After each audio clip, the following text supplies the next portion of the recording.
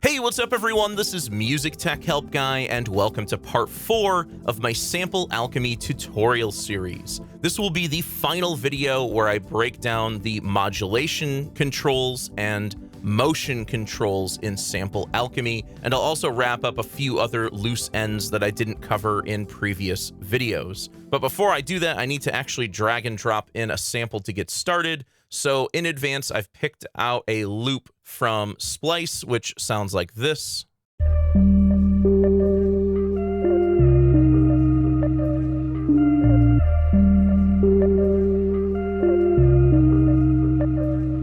And I want to sort of impart the character of this loop on a pad type instrument, and we're going to go pretty crazy with the modulation and motion controls. So I'm just going to start by dragging and dropping this into Sample Alchemy. I'm not going to trim it. I'm just going to leave it as is. In this particular mode that we're working in, remember when you use granular mode with a loop that has multiple different notes in it, you may not end up with a result that works out. So one of the things I mentioned in the previous video is when you're working with full loops like this, where there's lots of different notes, your best bet is going to be to switch over to additive mode and use the partials lock effect. Now, as you're clicking and moving these sources around, we've already mentioned that it automatically previews the instrument. If you want to turn that off, you can actually click on the 3 dots here, go to Sample, and then from here you can turn off preview mode. So if you want to move around the sources without anything playing back, that's how you can do that. So let's go ahead and switch all 4 of these over to additive partials lock. And we're clipping pretty bad there. In fact, we're going to switch over to bow mode. And remember, you can pull down the trim of the sample here. So I'll pull that down quite a bit.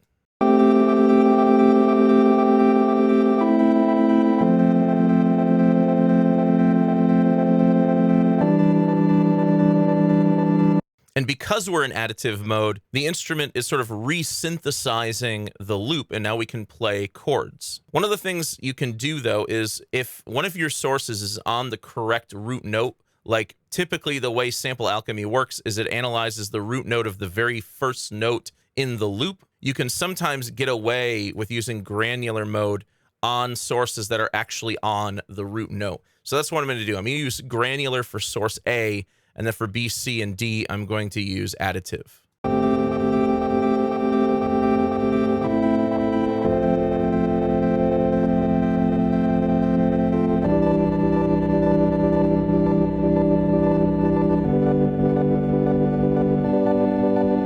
And I'm just going to try to find some interesting places to add those other sources. What I'm also going to do is I'm going to change up the bow rate for some of these. I'll make some of them faster. I'll make others slower.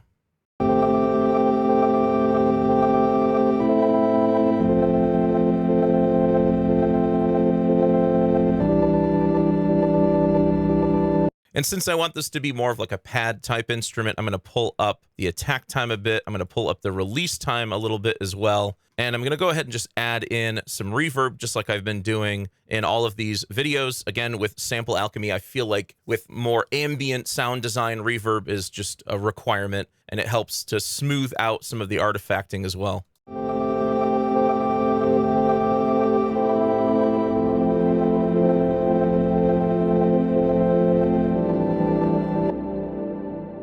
And I do have a couple other instruments in here, some drums and some bass to follow along with my chords.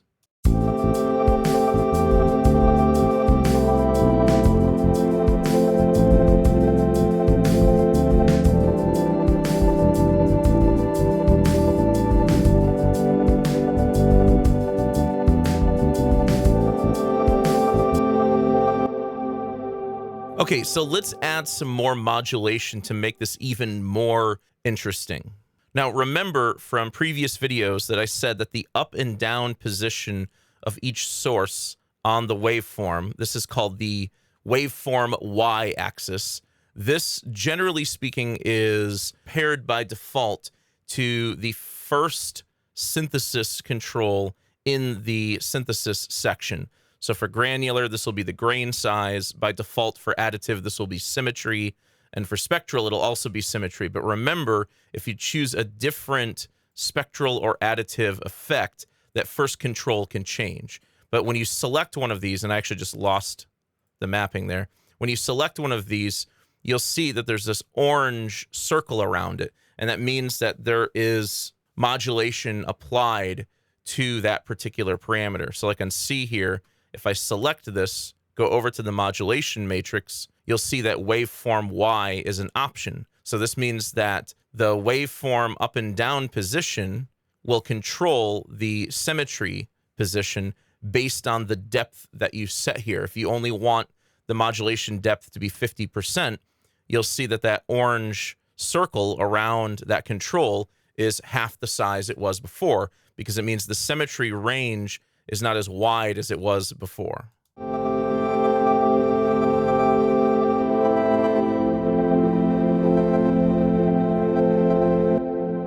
But there are other ways to control any of these parameters with modulation. And you'll see for most of these, there are 4 different sources that you can assign to the modulation target. Now, one of the things I'm going to do with some of these is you'll notice that the second modulation or the second synthesis control is automatically paired to Aftertouch. I'm not using a keyboard with Aftertouch, and I also don't have any Aftertouch automation in my MIDI region, so I'm just going to go ahead and make sure that that is turned off. It looks like it was only assigned to source A by default. But let's say that I wanted to maybe modulate the bow rate of each of the sources. You just select the bow rate. You'll see in the modulation matrix that you can assign this to any source you want. So none just means that there's no modulation applied. Velocity means that velocity will control the bow rate. You can select key follow. What key follow will do is it will make the parameter higher or lower depending on how high or low you're playing on the keyboard. So watch what happens as I play up the keyboard.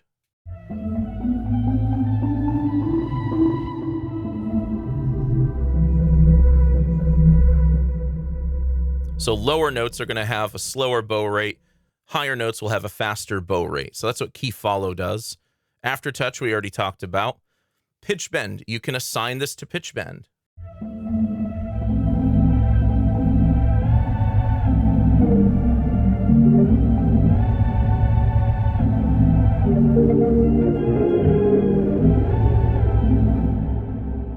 So with pitch bend, you're going to be adjusting the pitch up and down while also controlling the bow rate with that same controller.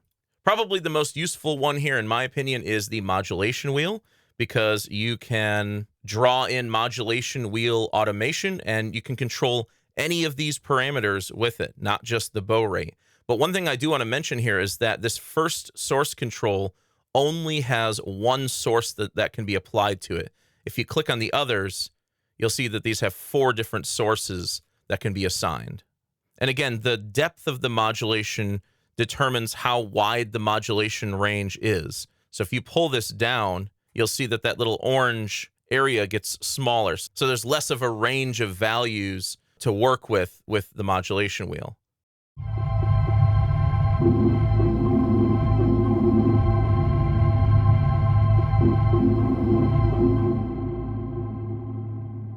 And if you use this in a negative value, all this does is it inverts the motion of the modulation. So now low modulation wheel values will be faster bow rates and higher modulation values will be slower bow rates. Let's set this to 80% and we'll do something like that. Let's bring in our other sources. Let's go to source B. And in source B, let's say that I want the odd and even harmonics to be paired to the modulation wheel. Well, you can use sources multiple times. So I can just select modulation wheel here. I'll set this to like 50%.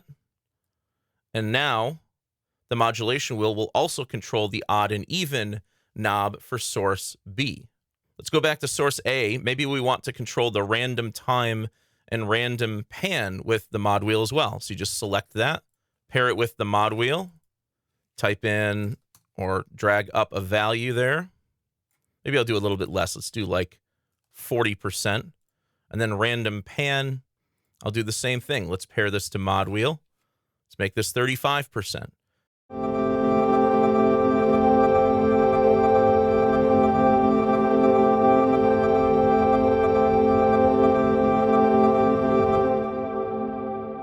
Let's balance these a little bit differently. I'm hearing a little bit too much of B, C, and D and not enough of A.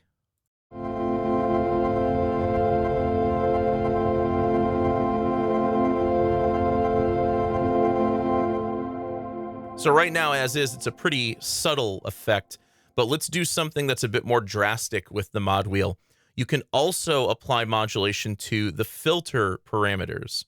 So let's say on sources B, C, and D, I want to apply a low-pass filter and be able to control that with the mod wheel. So first, you want to turn off the global filter, turn on the filter individually for that source. So this is source B. Click on the cutoff, and I can pair the modulation wheel to the cutoff. Let's hear this just with source B in.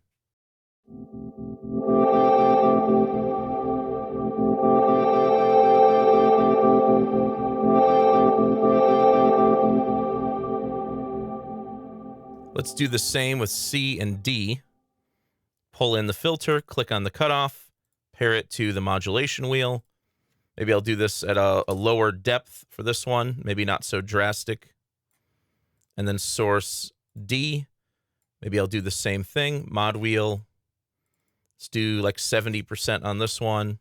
So now I'm controlling a filter on sources B, C, and D with the mod wheel, whereas source A has no mod wheel applied to its filter. In fact, it has the filter turned off.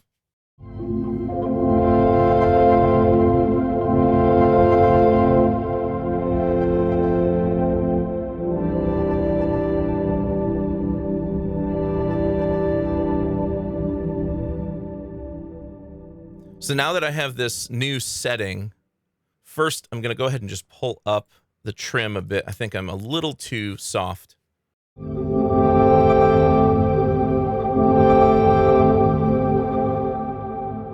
And then what I'm going to do is I'm going to delete my original chords here, and I'm going to record in some new chords, but this time I'm also going to record the modulation wheel automation. Now you can do this together or you can do it separate. You could just play in the chords separately and then do another pass with the modulation wheel, but I'm going to do them both together.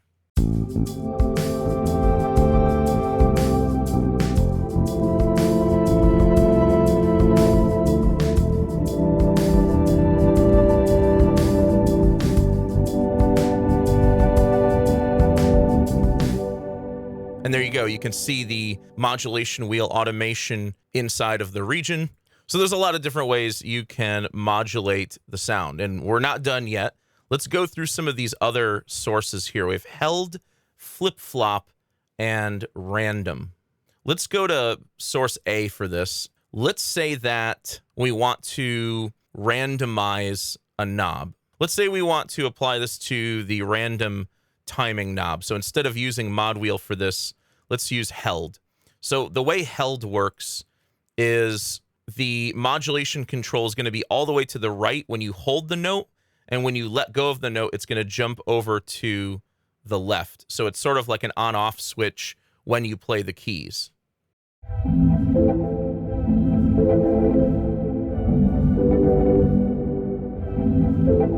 So you can see that little white dot just jumping back and forth to either side of that knob. If you use the next one down, this is called flip-flop. This means that the position of the modulation is going to jump back and forth for each note that you play, for each new key press. This one doesn't really work very well with chords, but it does work well with single notes.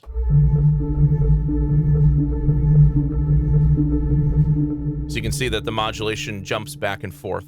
The one I prefer is the random modulation control. This allows you to essentially randomize any parameter inside of Sample Alchemy by a certain percentage.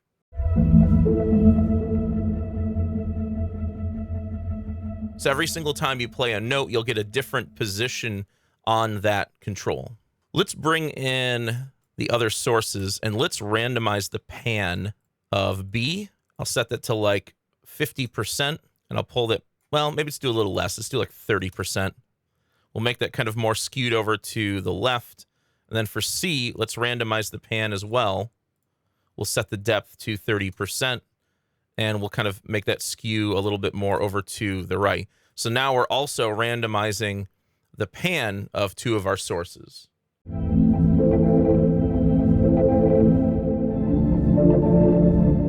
Let's hear this with the musical example in.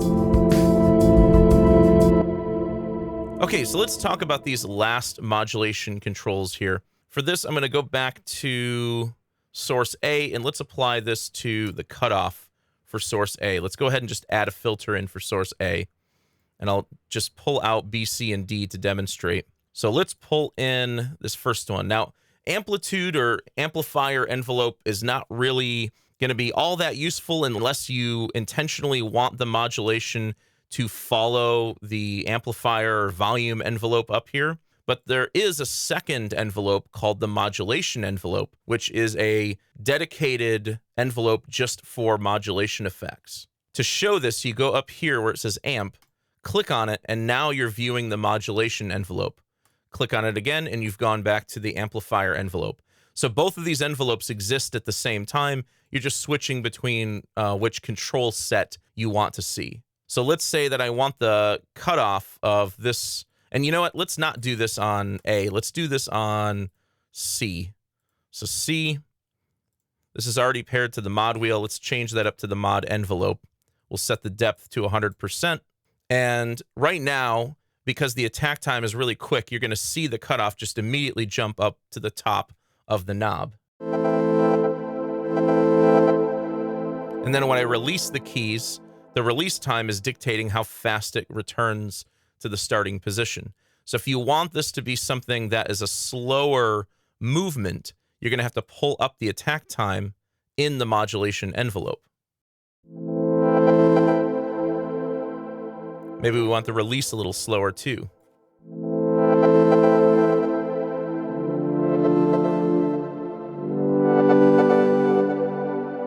Pull up the resonance a bit more, see if we can get a nice sweep in there.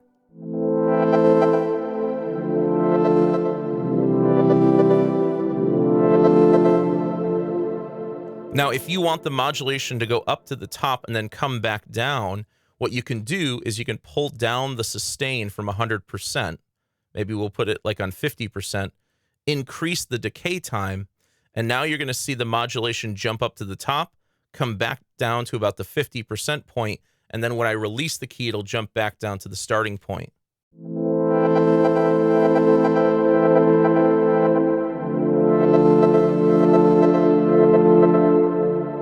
So how quickly the modulation moves back down is based on the decay time. So let's pull that down even a little further.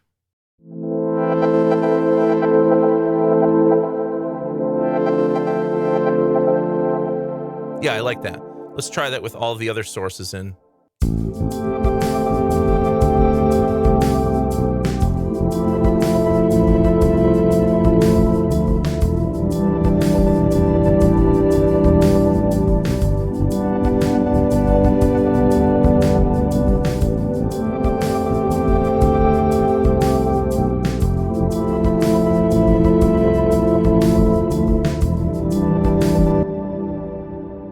Next up are the LFOs, and these LFOs in Sample Alchemy are pre-made LFO settings. There isn't actually an adjustable LFO within Sample Alchemy like most synthesizers, but what you can do is you can choose one of 6 LFO settings.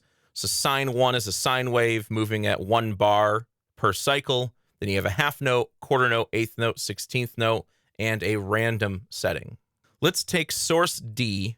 Let's make the pan of source D go to an LFO. So we'll just select LFO. If I choose sine 1, you'll see that the pan will sweep left and right in a 1 bar motion. I'm going to pull up the number of partials here and pull up the cutoff. Actually, I'll just turn off the filter for now.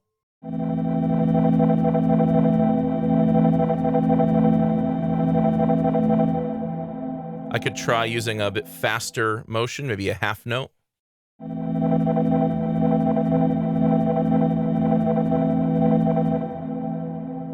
And you can even try random settings with random glide.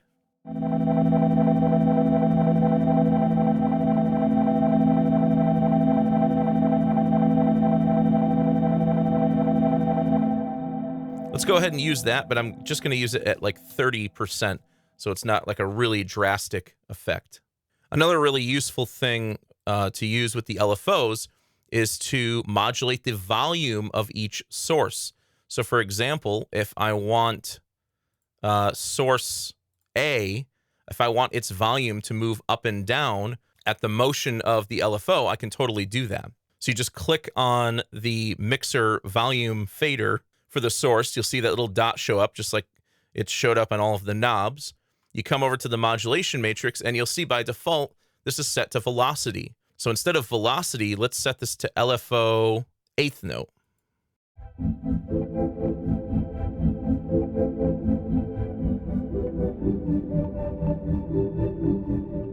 So now I've created sort of this pulsing motion with my source volume. And you can actually do this for all 4 sources.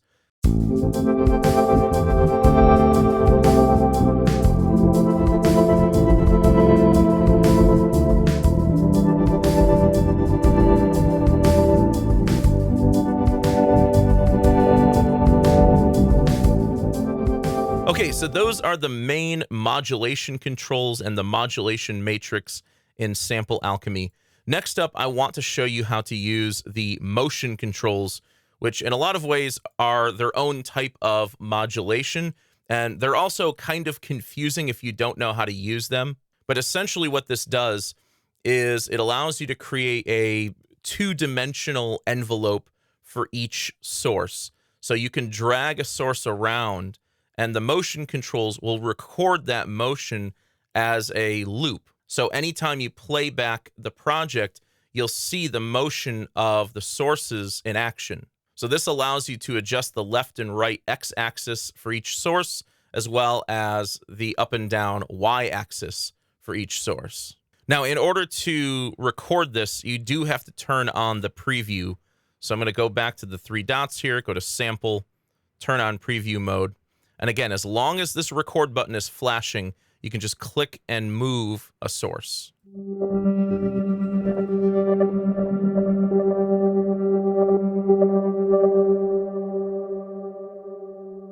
Okay, so all I did is I released the source and it stopped recording. Now what you can do is you can set that motion to a specific loop length, and these values are shown in beats, not in bars. So if I want an 8-beat loop, I'll set the duration to 8, set the loop start to 1, and the loop end to 9. So it means that this loop will play back for 8 beats. And watch what happens when I press play.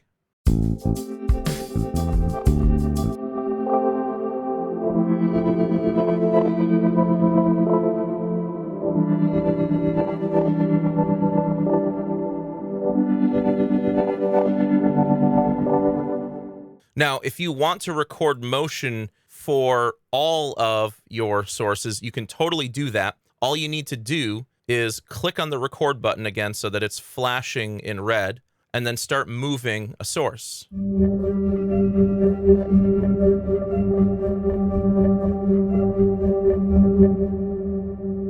then I can click record again and move B around.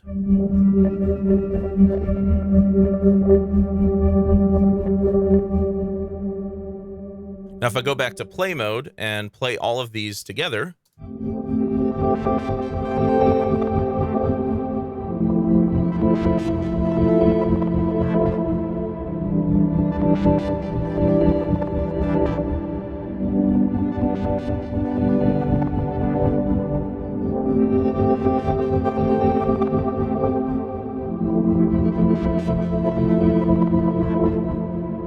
what's really cool about this is the motion is relative to the starting point of the source.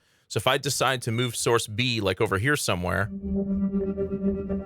that motion will move along with it.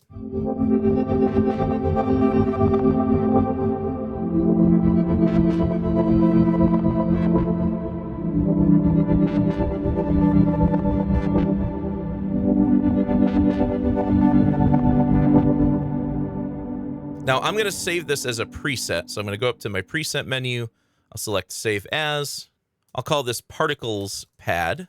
And now I can recall this preset anytime I want, including the motion controls. But the reason why I saved it is because I also want to show you how to clear your motion controls. The one caveat here is that you can't control each source motion by itself. Now, you can just hit record and you can move another source again. You can totally do that. But you can't go in and like edit each of the source motions. So if you want to start over, you can click the clear button and then all the motion controls will be reset and you can re-record them one at a time again.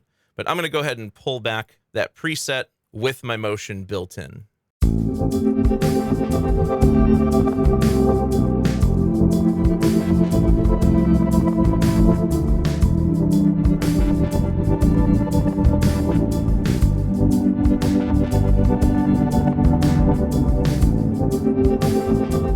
So that wraps up my Sample Alchemy tutorial series. I hope you guys enjoyed it. If you're into more ambient and weird sound design like I am, I'm sure you're loving this instrument as much as I do.